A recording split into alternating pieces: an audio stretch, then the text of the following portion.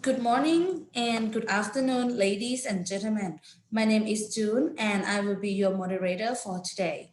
It is my pleasure to welcome you to the second section of Post-Harvest Dutch Innovation for Loss Reduction and Quality Improvement webinar.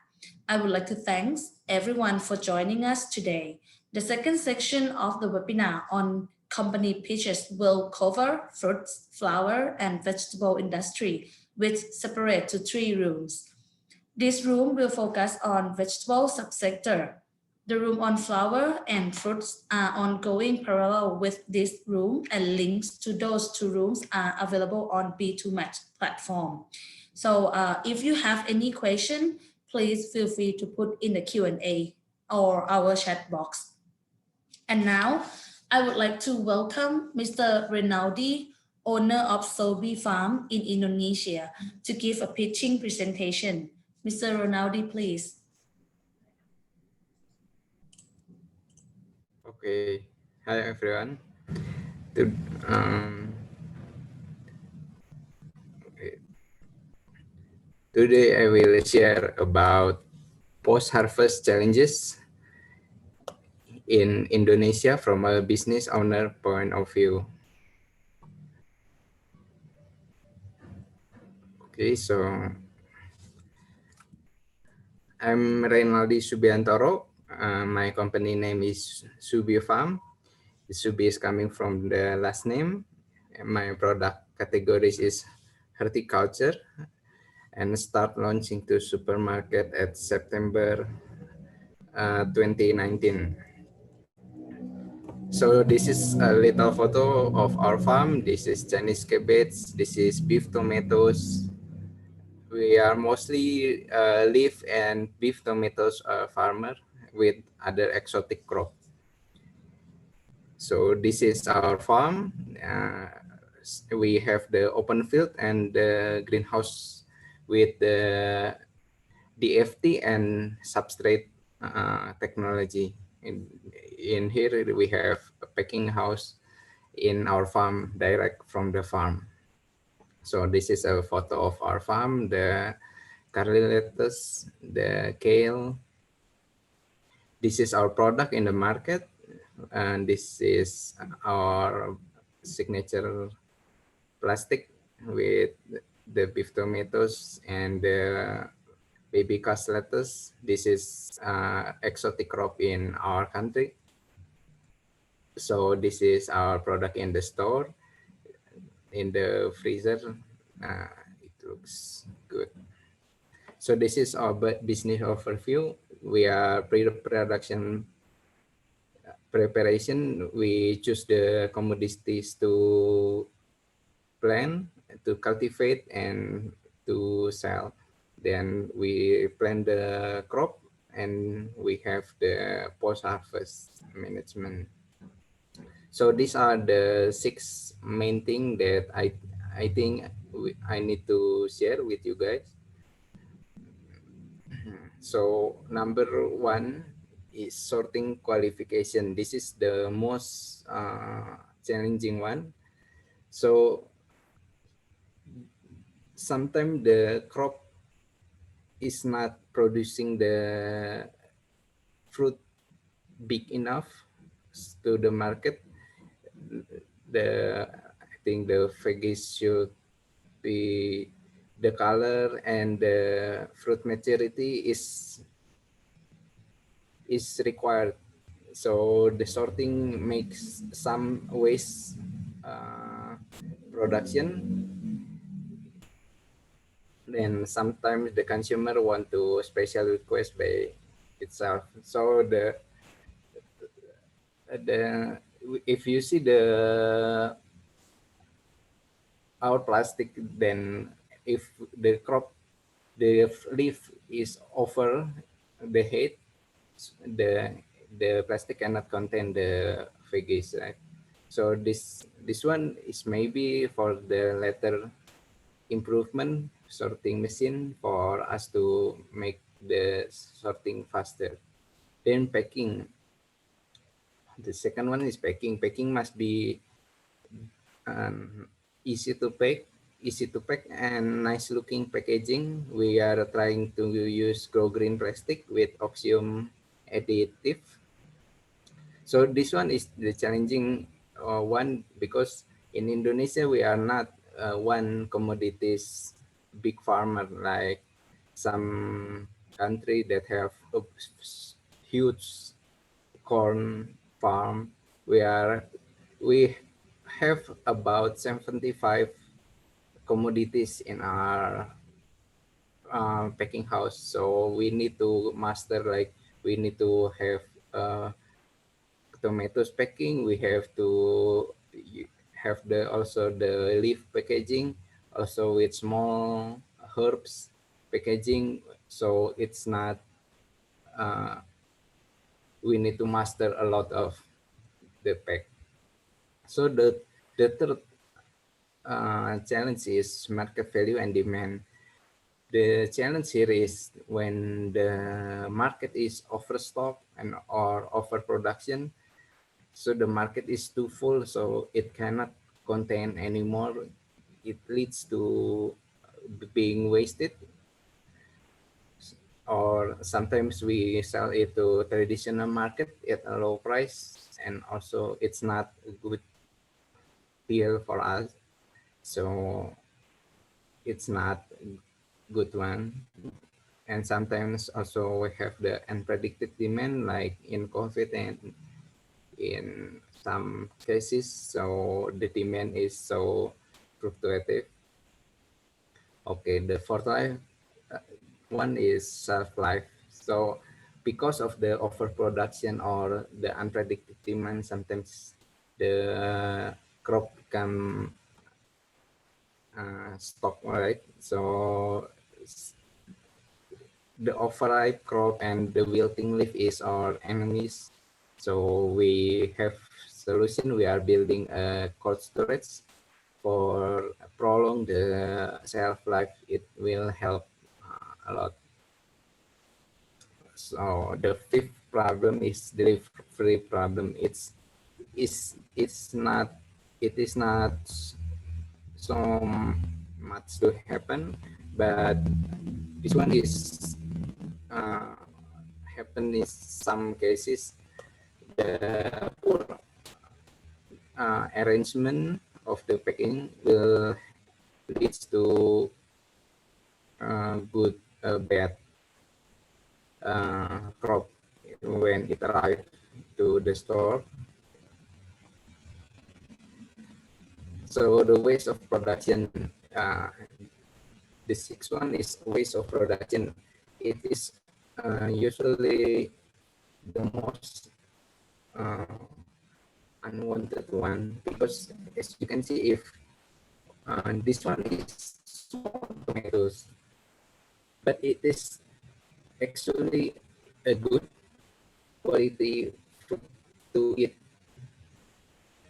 when it comes to the sorting, like the leaf, the oversized leaf, the oversized cucumber. That is a lot. It is edible and high quality too, but it's not the right size of the market. So I think we need to do something about it. So these are my solution for us to learn.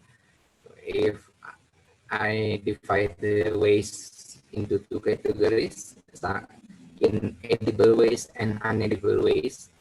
So the edible waste, I think we should make a food processing technology for us to make something like, I will show you later. And the unedible waste, we should make compost. The problem with make compost is when you make compost, we need to know what is inside of the compost. Like, is it contain more nitrogen? Is it more contain more calcium or calcium? I don't think we have the right equipment to measure what is inside. So I think it should be have some technology to get the good compost for us to use, because mostly we use the hydroponic one with the measurement. So this is what we expect to learn. Horticulture processing industry to create the product and to create a culture that consume the product. So I think we need to learn like making a tomato sauce, or we need to learn to make pickles, and how to educate consumer to really consume that in our culture, because it's not common yet in our country, but I think it is have a bright future for the food processing industry. In the second one is that's technology that makes the economic value in Indonesia and increase yield per square meter. So I got this from National Geographic. That's have the most, it's a significant more than other country in the case of yield per square meter. I think we should learn something from them. So the problem is sometimes the technology is not economic value with our price in product. So this is the technology we should learn from the other country. So it's like here it's processing for the tomato sauce, like the pure tomato sauce. Sometimes in this country, sometimes the industry use the papayas more than tomatoes, and like cauliflower rice and like chopped spinach. It is the processing that this doesn't require a lot of food sorting process. It is, I think, will help farmer and add value more than standard to support the economics and healthy life in Indonesia. Okay, so thank you. That is my presentation. You can contact us at this email or WhatsApp to this number. So thank you for listening. Sorry, I don't speak English for the long. Thank you. Thank you very much, Mr. Reddy. Yeah, and I'm sorry for the technical issue at the beginning of the webinar. So before coming to the next page, by Mr. Peter Rigwell, Sales Manager of TTA from the Netherlands. I would like to remind you all that if you have any question, please feel free to put in the Q&A box or our chat box, and then we will go through after the presentation finish. So next, we will continue the program with pitching presentation from Mr. Peter Rigwell. He is the Sales Manager of TTA from the Netherlands. So please welcome Mr. Peter.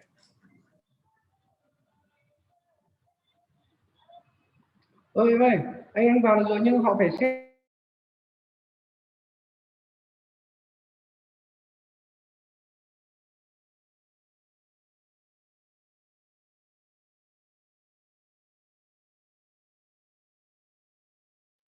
Hi, my name is Peter Rietveld. I'm responsible for sales for the company TTA. TTA is a family-owned company what started in 1996. TTA is part of a bigger group. The Euro Group is an industrial corporation of 3 different companies. TTA is a company specialized in plant handling, plant selection. We see more and more requests coming for large-scale vegetable projects.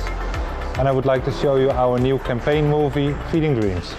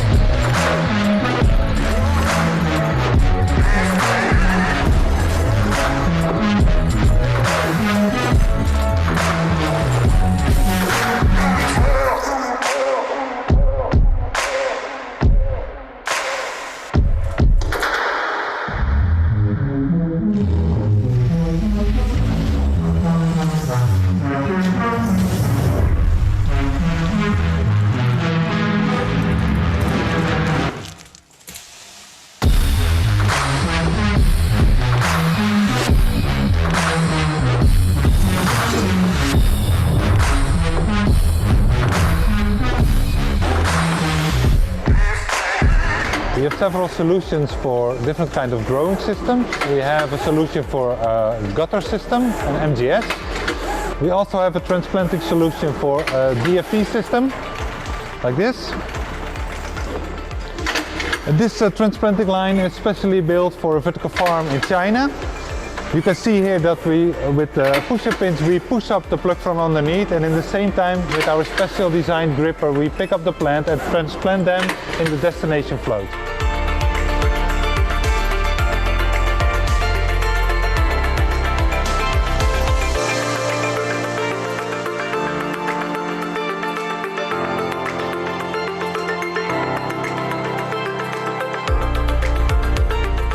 Besides transplanting, we also do grading. We transplant only the correct plants into the growing system. We do this with a proven technique, what we already use in, for example, tomatoes.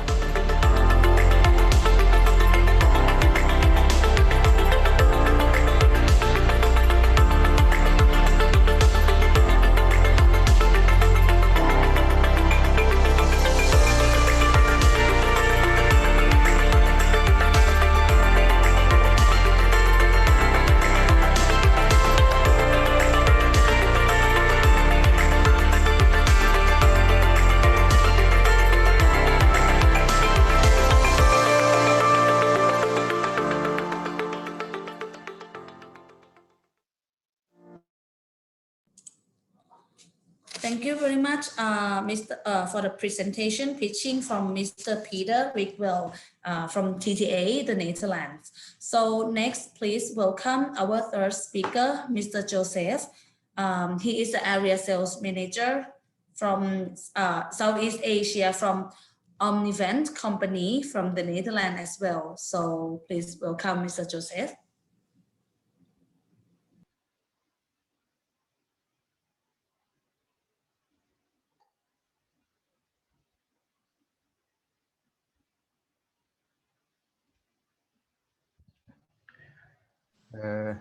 Good morning and good afternoon.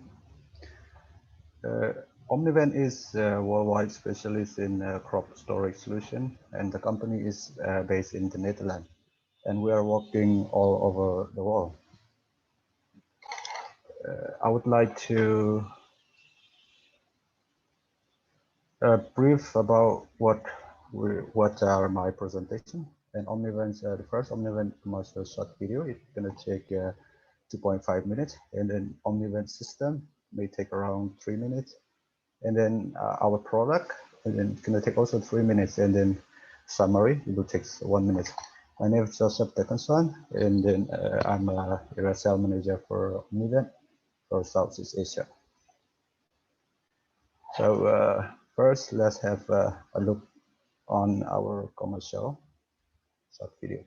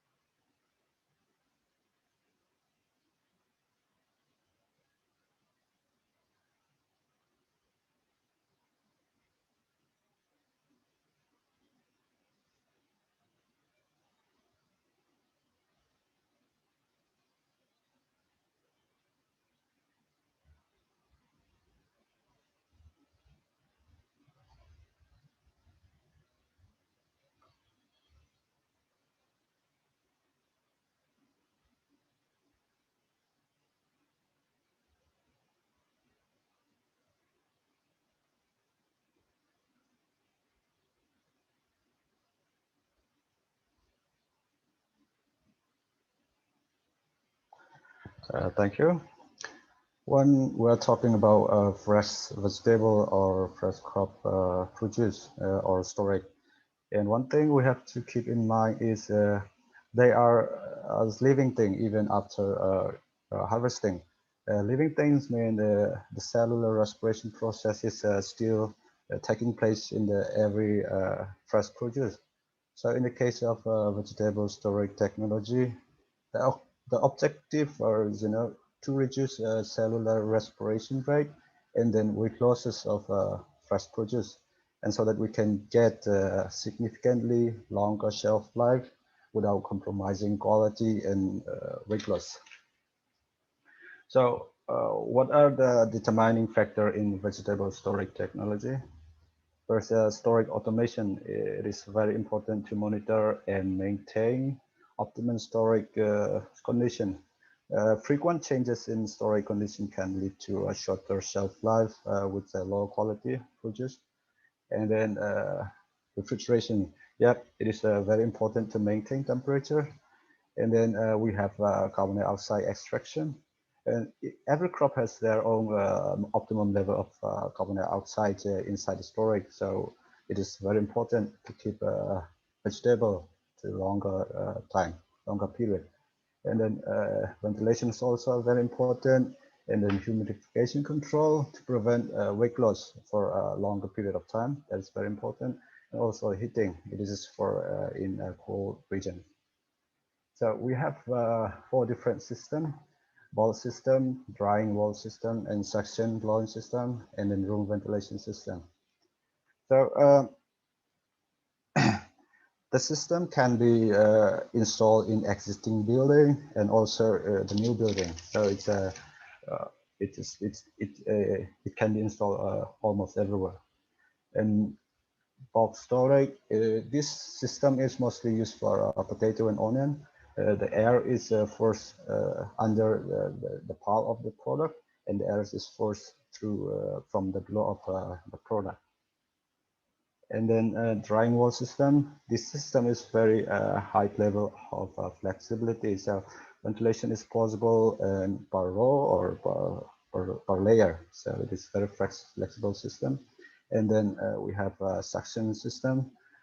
This system is excellent for air distribution inside the store. So every crop, every store in the store can get equal amount of air distribution, and then it's perfect for drying purpose also. And we have the room ventilation system. This is the most easy to install and the most simple system. And then I would like to talk a little bit about our product. First, we have OmniCuro. This is a storage automation system. It monitors the storage, the product inside the storage 24 hours 7, and it can you can monitor from your phone, your computer, if you have internet access. So it is the software control all the condition, and if something is wrong, it sends you a warning message right away to your phone. And we have a cooling unit we call OmniFrigo, and we have a humidifier unit we call OmniBreeze. And then we have CO2 control extraction unit we call OmniWakeUp. And then we have a different size of fan, different air volume, different pressure. So we have OmniFans line. And then we have also a box that is produced in the factory in Poland. We call OmniBox. This is mostly for potato and then carrot and then onions, something like that. So how we do? Normally how we do first, we do a free consulting. What kind of crop you want to store, harvesting time, how long you want to store, you have existing building or new building. After that, based on the consultation with the client, we design the suitable system for the client requirement, and then we produce back in the Netherlands, in the factory. And then we send the material to the installation site, and the Omnivan engineers are responsible for its installation. And then we have intensive training for client based on the crop and how to handle, how to use all the system. So that's it for my presentation. If you want more information, please visit omnivan.nl. And then if you have questions, you are very welcome. Thank you.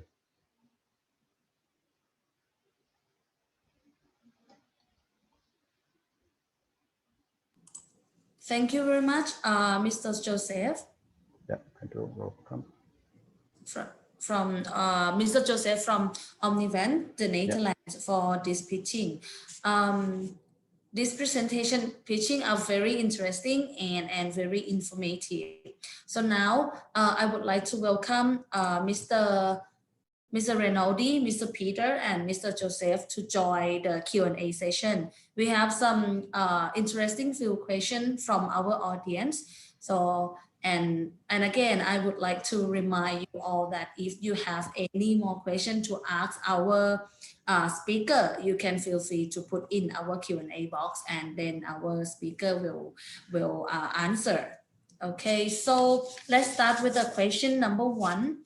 The question is, in many countries in ASEAN, the vegetable was carried in pickup truck to wholesale market.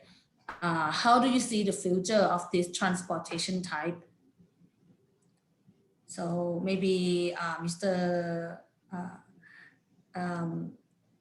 anyone can answer for this one? Anyone?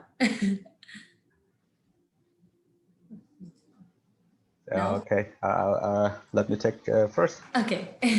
I think this process has very much impact on post-harvest loss, because you know, vegetable is the more you handle, the more you lose. There's a loss percentage is very high. So, so what would be the solution in the future? Maybe I think cold chains might be the solution in the future, because as I gave presentation, vegetables are still a living thing. Their cells are still doing respiration, cellular respiration. So the more we disturb, and then the respiration will increase, and then the shelf life is you know, short, and the loss is also increased. So I think less handling and cold chain might be the solution in the future. Thank you. Okay, so that is a very clear answer. So then the second question, is, I learned that vegetable is going through many hands from farmers, wholesaler, transporter, markets, and consumers. So what is the best way to handle and keep fresh quality to consumer? Any ideas? Maybe, yeah, Mr. Peter. Yeah, sorry. The exact answer, of course, on this question I do not have. But what we see worldwide is that that you see more and more production facilities close to big cities. So what Mr. Joseph already said in the earlier question, that you will have cold chains, but also short chains. So the big facilities, what are getting close to the big cities, then you have a really short chain from farmer to end customer. So I think that's the future. I mean, it's not exactly the answer on your question, but I think it's what will be in the future, what you will see more and more. Okay, so come to the next question. And again, just to remind all our lovely attendees, since we still have time left, any question that would like to ask our speaker, please feel free to put in the Q&A box, and I will pick up and then ask our speakers. Okay, so the next question is, with this COVID situation, human contact is the main concern on fresh fruit and vegetable. What strategy that the producer, wholesaler, and retailer should use to handle the food safety and quality issue? Any thought about that? Yeah, maybe, yeah. Yeah, I think the solution is the short chain of the farm. So in our farm, the packing house is in the farm. So when the crop is harvested, it's directly into the packing in the same day, and in the night we send them to the store directly. So I think the less people that touch the veggies is better. In some of our partner farmer also, we also put the packing there, so they can pack first before come to our packing house. So the hand that touch the veggies is going to be reduced a lot. Okay. I think we have another question for Mr. Rinaldi. Our audience want to know that, is there any possible that if they want to visit the Sobi farm to get direct knowledge from there? Oh, sure. You can visit to learn and Yeah. Okay. So our attendee, if you would like to visit the Sobi farm, please get in touch directly with Mr. Ronaldi. He will come to like everyone. Okay. So come to the next question from live from the audience here. They want to know that because vegetable deteriorate quite fast, which one do you think would be more effective to tackle post-harvest losses? Using organic packaging or edible coating, or better logistics system? Maybe, yeah, maybe Mr. Joseph or Mr. Peter want to answer on that? Yeah, I think to reduce post-harvest losses, everything which can affect on shelf life has to go for parallels. You know, this one is the best, this one is best should not be the idea. It should have to be the way we harvest and the way we handling, the way we sort, and then also logistics system. So it has to be go parallel, I think. Yeah. Yeah. So, Mr. Peter, do you have any additional comment on that? No, I totally agree with Mr. Joseph. I mean, yeah, you see also more and more the question coming that you want to get rid of plastic. So with organic packaging and with an adjustable coating or something to keep the water inside the package to give the vegetable a longer shelf life. I think that's also part of the future. So a lot of things are going on in these days, and I think we between now and 10 years, yeah, you see a total different market or supermarket where other way of packing will be done. Okay, so right now, if any audience have the question, you can still put in the Q&A box.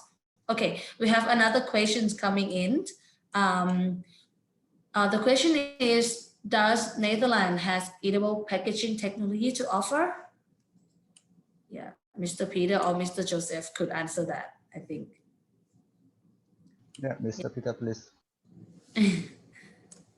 Yeah, we are not doing the packaging, but yeah, of course, there are many companies busy with this, especially for kind of paper with the coating for the new packaging. The only thing is that the end customer, so the consumer, need to accept this because now they want to see the vegetable through the plastic, and then if you want to change to paper or whatever, it's more close.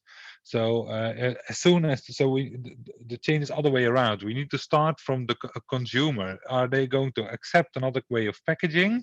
Are they still buying these vegetables if they are in a paper bag or whatever? If they accept it, then we can change the chain. Because if you're going to invest a lot in new packing technology with paper or whatever, but your customer is not buying your end product, yeah, then it's a waste of investment. So we need to make sure that the customer is willing to accept it, and that's where we need to start. So we need to promote it. We need to promote, get rid of plastic, go to organic packaging. That's what I think, at least. Yeah. Any additional comments, Mr. Joseph? Yeah, I agree with Mr. Peter because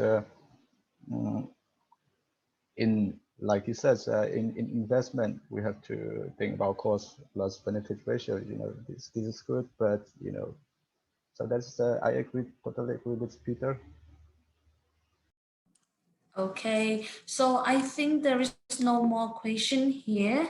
Then, so thank you very much, Mr. Rinaldi from Sobi Farm of Indonesia, Mr. Peter from TTA of the Netherlands, and Mr. Joseph from Omnivest from the Netherlands as well. So on behalf of the organizer, I would like to once again thanks everyone and speaker for joining today, and very sorry for the technical issue at the beginning.